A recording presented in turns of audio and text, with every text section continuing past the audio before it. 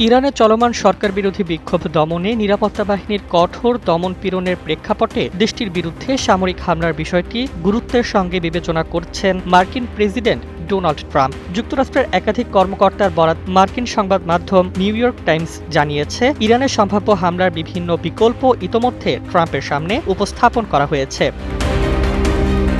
প্রতিবেদনে বলা হয়, সংশ্লিষ্ট নিরাপত্তা ও প্রতিরক্ষা কর্মকর্তারা ট্রাম্পকে ইরানে কোথায় এবং কিভাবে হামলা চালানো যেতে পারে সে বিষয়ে বিস্তারিত ব্রিফ করেছেন। যদিও এখনো হামলার বিষয়ে কোনো চূড়ান্ত সিদ্ধান্ত হয়নি, তবে সামরিক পদক্ষেপের বিষয়টি প্রেসিডেন্ট গুরুত্বের সঙ্গে ভাবছেন বলে কর্মকর্তারা জানিয়েছেন।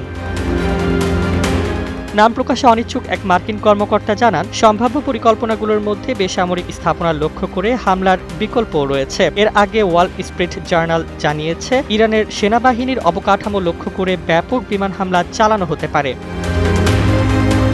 এদিকে ইরানে সরকার বিরোধী আন্দোলন ক্রমেই তীব্র হয়ে উঠছে। গত বৃহস্পতিবার রাতের পর শুক্রবার ও শনিবারও হাজার হাজার মানুষ রাস্তায় নেমে বিক্ষোভ করেন। শুক্রবার রাতে নিরাপত্তা বাহিনীর নির্বিচার গুলিতে বহু হতাহতের ঘটনা ঘটে।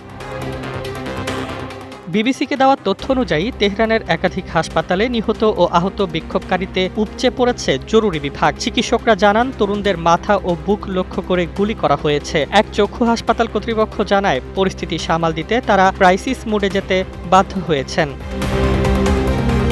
এই সংঘর্ষে বিক্ষোভকারীদের পাশাপাশি আইনশৃঙ্খলা বাহিনীর অন্তত 14 সদস্য নিহত হয়েছেন। ইরানের পরিস্থিতি দ্রুত আন্তর্জাতিক উদ্বেগের কেন্দ্রে পরিণত হচ্ছে।